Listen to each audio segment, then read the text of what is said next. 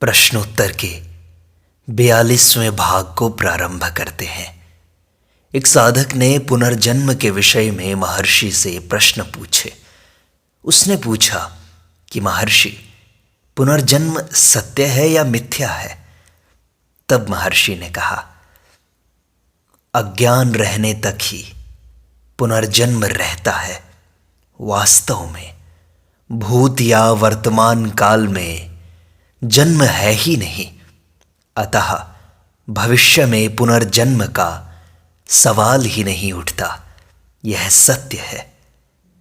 तो महर्षि, क्या योगी अपने पूर्व जन्मों को जान सकता है क्या? आप वर्तमान जीवन को जानते हैं, जो भूतकाल को जानना चाहते हैं। वास्तव में हम अपने वर्तमान जीवन को भी नहीं जानते और भूतकाल को जानना चाहते हैं।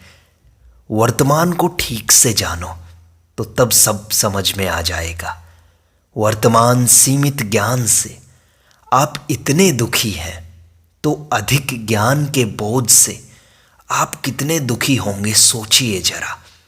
इस जन्म का जो ज्ञान है, इस जन्म का जो सूचनाओं का बोझ हमारे ऊपर है, यदि वो बोझ पिछले जन्म की सूचनाओं का और जुड़ जाए तो सोचो हम कितने दुखी और होंगे। आत्मा के परम आकाश से देखा जाए तो मृगजल समान मिथ्या जगत में जन्म लेने का भ्रम, अहंकार को शरीर से एक रूप समझने के अज्ञानजन्य अभिमान के सिवा और कुछ नहीं है। जिसके मन ने आत्मा को भुला दिया है, ऐसा जीव मरने के लिए जन्म लेता है और जन्म लेने के लिए मरता है। लेकिन जिनके चित्त का लय परम सत्ता में हो गया है, जिसने अपनी आत्मा को जान लिया है, वे जन्म मृत्यु से परे उसी सर्वोच्च अवस्था में रहते हैं। उनके लिए कोई पूर्व जन्म, कोई पुनर्जन्म नहीं होता। आत्मा को भूलकर शरीर को आत्मा मानने की गलती करके असंख्य जन्मों को धारण करने के पश्चात अंत में आत्मा को जानकर आत्मा में स्थित होकर रहना संपूर्ण विश्व में भ्रमण करने के स्वप्न से जगने जैसा है। महर्षि, मृत्यु के बाद पुनर्जन्म लेने में मनुष्य को कितना समय लगता है? तुरंत बाद या कुछ समय पश्चात पुनर्जन्म हो जाता है? आप नहीं जानते कि जन्म के पहले आप क्या थे, फिर भी यह जानना चाहते हैं कि मृत्यु के पश्चात क्या होंगे। वर्तमान में आप क्या हैं, इसे जानने का प्रयास करो। जन्म और मृत्यु का संबंध इस भौतिक शरीर से है। केवल शरीर का जन्म और शरीर की मृत्यु होती है।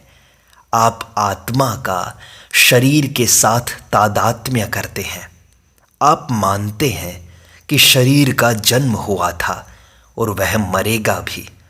शरीर से संबंधित इन घटनाओं का गलती से आत्मा में आरोपण करते हैं। अपनी वास्तविक सत्ता को जानिए, तब ये प्रश्न खड़े नहीं होंगे। जन्म मृत्यु की चर्चा इसलिए की जाती है कि आप इन विषय का अन्वेषण करके यह जाने कि जन्म मृत्यु वास्तव में है ही नहीं। वे देह से संबंधित हैं, आत्मा से नहीं। आत्मा को जानकर परेशानी से बचो। न जन्म है न मृत्यु है वास्तव में। यदि तुम केवल शरीर को आत्मा मानते हो, तब तो पूर्व जन्म भी है, पुनर्जन्म भी है। लेकिन वास्तव में न पुनर्जन्म है न पूर्व जन्म है। महर्षि, मनुष्य के कर्म अगले जन्म में उसे प्रभावित नहीं करते क्या? पहले यह तो देखो कि क्या इस समय आपका जन्म हुआ है? दूसरे जन्मों के बारे में क्यों सोचते हो? सच यह है कि जन्म मृत्यु नहीं है। जिसने जन्म लिया है वह भले ही मृत्यु के बारे में सोचे और उसका निवारण करे। आत्मा वास्तव में न जन्मती है न मरती है। महर्षि, तो मृत्यु के पश्चात मनुष्य का क्या होता है? मैं फिर से वही कहूंगा, वर्तमान जीवन में चित्त को पिरोए रखो तो भविष्य स्वयं संभल जाएगा। भविष्य की चिंता मत करो। सृष्टि से पहले क्या था इसका तथा सृष्टि कैसे हुई इसका वर्णन धर्म ग्रंथों में इसलिए किया गया है कि आप वर्तमान को ठीक से जान लें। चूंकि आप सोचते हैं कि आपका जन्म हुआ है, वे कहते हैं हाँ, ईश्वर ने आपको बनाया है, लेकिन नींद में आप ईश्वर या अन्य किसी भी सत्ता को नहीं देखते थे। यदि ईश्वर सत्य हो तो वह नींद में आपके समक्ष प्रकट होकर अपना प्रभाव क्यों नहीं दिखाता? आप हमेशा होते हैं। जो आप नींद में थे वही आप अब भी हैं। नींद में जैसे थे उससे भिन्न आप नहीं हैं, तो फिर इन दो अवस्थाओं की संवेदना एवं अनुभव भिन्न क्यों है? नींद के दौरान आप अपने जन्म के बारे में प्रश्न पूछते थे? नहीं, आप कुछ भी नहीं पूछते थे। आप ऐसा भी नहीं पूछते थे कि मरने के बाद मैं जाऊंगा कहाँ। अब ये तो आप जाग कर के पूछ रहे हो। सारे प्रश्न जागने के बाद ही पैदा होते हैं। जिसने जन्म लिया हो उसे ही अपने जन्म के विषय में, उसके निवारण के उपाय के विषय में, उसके कारण एवं परिणाम के विषय में सोचने दो। महर्षि, फिर मरने के बाद जीव का होता क्या है? जो अभी जीवित है उसे ऐसा नहीं पूछना चाहिए। मरा हुआ जीव यदि चाहे तो यह सवाल मुझसे पूछ सकता है। देहधारी जीव को तो इस समय वर्तमान प्रश्न का समाधान ढूंढना चाहिए कि वह खुद वास्तव में कौन है। तब इस प्रकार के संदेहों का अंत हो जाएगा। महर्षि, मरने के बाद आत्मा कहाँ चली जाती है? आत्मा का जन्म नहीं होता और ना ही आत्मा मरती है। आत्मा केवल शरीर बदलती है। यदि तुम खुद को शरीर मानो तो आत्मा सत्य है और सत्य आत्मा अविच्छिन्न रूप से, निश्चित रूप से रहने वाली तथा अप्रभावित रहने वाली है। उस पर कोई प्रभाव नहीं पड़ता, न जन्म का न मृत्यु का। पुनर्जन्म लेने वाला अहंकार होता है तथा वह अहंकार निम्न स्तर अर्थात वैचारिक स्तर पर रहता है एवं आत्म साक्षात्कार से मनुष्य उससे परे हो जाता है। पुनर्जन्म इस नकली अंकुर जैसे अहंकार का होता है। इस कारण लोग इसका इनकार करते हैं। महर्षि, क्या हम अपने कर्मों के फलस्वरूप स्वर्ग नहीं जाते? स्वर्ग वर्तमान अस्तित्व जितना ही सत्य है, लेकिन यदि हम कौन हैं इसकी गवेषणा करें, इसको जानने की कोशिश करें तो आत्मा को जान लेंगे। यदि हमने आत्मा को जान लिया तो ये स्वर्ग छोटा पड़ जाएगा। तो स्वर्ग के विषय में सोचने की आवश्यकता नहीं है। महर्षि, मुझे पुनर्जन्म से बचने का प्रयत्न नहीं करना चाहिए क्या? हाँ, पहले यह तो ढूंढो कि जन्म किसका हुआ है और कौन वर्तमान अस्तित्व से परेशान हो रहा है। गहरी नींद में आप वर्तमान अस्तित्व एवं पुनर्जन्म के बारे में सोचते हो क्या? नहीं सोचते। इसलिए ढूंढ निकालिए कि वर्तमान में ये सब प्रश्न कहाँ से पैदा होते हैं और उसी जगह आपको पूरा समाधान मिल जाएगा। तब आपको मालूम होगा कि जन्म वर्तमान परेशानी और दुख नहीं है, आत्मा सर्वरूप है, अतः सब कुछ आनंद है। इस समय भी हम जन्म रहित हैं, तो उससे उत्पन्न हुए दुखों के बारे में चिंता क्यों करनी चाहिए? महर्षि, फिर पुनर्जन्म है क्या? आप ये जानते हैं कि जन्म क्या होता है? यदि आप यह जानते कि जन्म क्या है तो पुनर्जन्म के बारे में भी जान लेते। महर्षि, मैं जानता हूं कि इस समय मेरा अस्तित्व है, लेकिन जानना चाहता हूं कि मैं भविष्य में भी रहूंगा क्या? भूत, वर्तमान, भविष्य, इन सब के चक्कर में मत पड़ो। वर्तमान में यह संभाल लो कि वास्तव में तुम कौन हो। हाँ महर्षि, आज कल का भूतकाल का परिणाम है और आने वाला कल भविष्य आज का यानी वर्तमान का परिणाम होगा। क्या यह सच है? भूतकाल या भविष्यकाल नहीं है, केवल वर्तमान है। जब आपने अनुभव किया तब कल वर्तमान था और आने वाला कल भी वर्तमान होगा जब आप उसका अनुभव करेंगे। इसलिए अनुभव केवल वर्तमान में होता है और अनुभव से परे कुछ नहीं है। तो महर्षि, भूत और भविष्य क्या सिर्फ कल्पनाएं हैं? हाँ, वास्तव में तो वर्तमान भी केवल कल्पना है, क्योंकि समय का ख्याल पूर्णतया मानसिक है। देश भी इसी प्रकार मानसिक है। जन्म और पुनर्जन्म देश काल में होते हैं, अतः कल्पना से भिन्न नहीं हो सकते। महर्षि, तृष्णा, जीवन की तथा पुनर्जन्म की लालसा का कारण क्या है? सच्चा पुनर्जन्म अहंकार की मृत्यु के पश्चात आत्म रूप में जन्म है।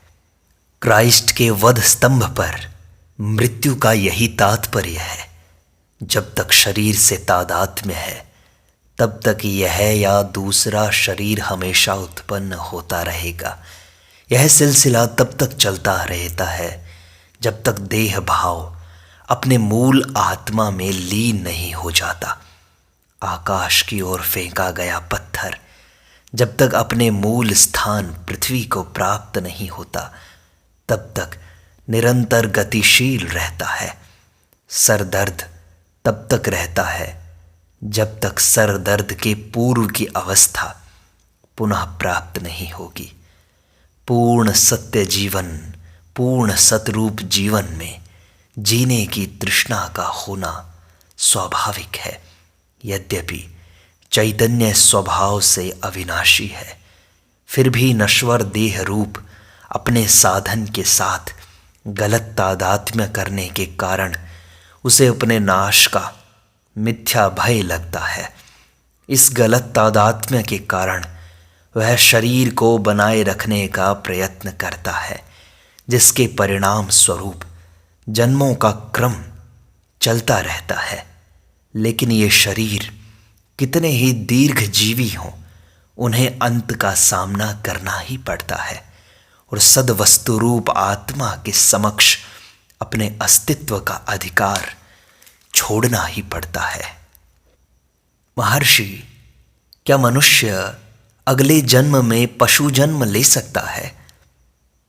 जो पुनर्जन्म लेता है उसे यह प्रश्न पूछने दीजिए। पहले यह ढूंढ निकालिए कि किसका जन्म होता है और वस्तुतः मरण होते हैं क्या। तब आप जानेंगे कि जन्म अहंकार का होता है, जो चित्त का भ्रम मात्र है। तो महर्षि, मनुष्य के लिए निम्न स्तर के पशु शरीर में जन्म लेना संभव है क्या? हाँ, यह संभव है। धर्म ग्रंथों में दी गई राजर्षि जड़ भरत की कथा से स्पष्ट है कि उनका मृग रूप में जन्म हुआ था। महर्षि, पशु शरीर में जीव आध्यात्मिक विकास कर सकता है क्या? यद्यपि यह अत्यंत विरल है, फिर भी असंभव नहीं है। मनुष्य जन्म आवश्यक रूप से सर्वश्रेष्ठ है, ऐसी मान्यता सच्ची नहीं है। और यह भी सच नहीं है कि मनुष्य जन्म में ही साक्षात्कार हो सकता है। पशु भी आत्म साक्षात्कार कर सकता है। महर्षि, मृत्यु और पुनर्जन्म के बीच में 50 से 10,000 सालों का अंतर हो सकता है क्या? चेतना की विभिन्न अवस्थाओं को नापने के पैमानों में कोई संबंध नहीं है। ऐसे सारे नाप अनुमान पर आधारित हैं। हर कोई अपना अनुमान लगाता है। यह सच है कि कुछ लोग अधिक और कुछ कम समय लेते हैं, लेकिन यह बात स्पष्ट रूप से समझ लेनी चाहिए कि कोई भी जीव आता या जाता नहीं है। उसके चित्त के आने जाने से वह आता जाता दिखता है। जिस स्तर पर चित्त कार्य करता है उसके अनुरूप अपने लिए शरीर बना लेता है। भौतिक जगत में उसका शरीर भौतिक होता है और स्वप्न जगत में स्वप्न शरीर होता है, जो स्वप्न की वर्षा से भीग जाता है और स्वप्न के रोग से रुग्ण हो जाता है।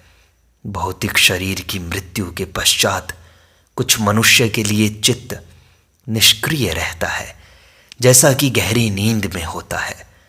तब वह अशरीर एवं विश्वातीत होता है, लेकिन थोड़े ही समय में वह फिर से एक नए सूक्ष्म जगत में तथा शरीर में सक्रिय हो जाता है और उस अवस्था में तब तक रहता है जब तक उसे भौतिक शरीर प्राप्त नहीं होता, जिसे पुनर्जन्म कहते हैं।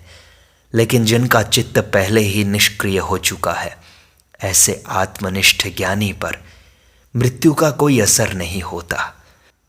ज्ञानी के चित्त का अस्तित्व समाप्त हो गया होता है और वह कभी भी फिर से जन्म मृत्यु का कारण बनने के लिए उत्पन्न नहीं होता। उसके लिए भ्रमों की श्रृंखला हमेशा के लिए टूट जाती है। महर्षि, आपका मतलब है कि मेरा कभी भी जन्म नहीं हुआ है? हाँ, इस समय आप सोचते हैं कि आप शरीर हैं, इस कारण स्वयं को उसके जन्म और मृत्यु से गलती से जोड़ते हैं, लेकिन आप शरीर नहीं हैं, अतः आपके जन्म मृत्यु नहीं होते। वास्तव में आप स्वयं को जब जान लेंगे कि आप शरीर नहीं हैं, और यह आपको जानना पड़ेगा यदि आप पुनर्जन्म, जन्म और मृत्यु से छूटना चाहते हैं तो महर्षि, क्या आप पुनर्जन्म के सिद्धांत को नहीं मानते? नहीं, आप पुनर्जन्म मानते हैं। मैं आपकी इस गलत मान्यता को आपसे छुड़ाना चाहता हूं। निरीक्षण कीजिए कि किसे यह प्रश्न सताता है। ये सारे सुख दुख, पुनर्जन्म की बातें, शंकाएं, द्वंद्व किसे सताते हैं? जब तक प्रश्न करने वाले का पता नहीं चलता, ऐसे प्रश्नों का अंतिम समाधान कभी भी नहीं मिल सकता है। इसलिए सबसे आवश्यक यह है कि हम यह जानें कि प्रश्न कौन पूछता है, कौन ये सारे दुख झेलता है। जब इसका पता लग जाएगा तो मन अपने आप ठहर जाएगा, आत्मा में लीन हो जाएगा और फिर मन कभी पैदा नहीं होगा। और जब मन पैदा नहीं होगा तो सारे संशय मिट जाएंगे, सारे दुख मिट जाएंगे। केवल आत्मा रहेगा, केवल सत्य रहेगा। इसलिए इन सब का अभ्यास आवश्यक है। अभ्यास करते रहो, लगातार अभ्यास।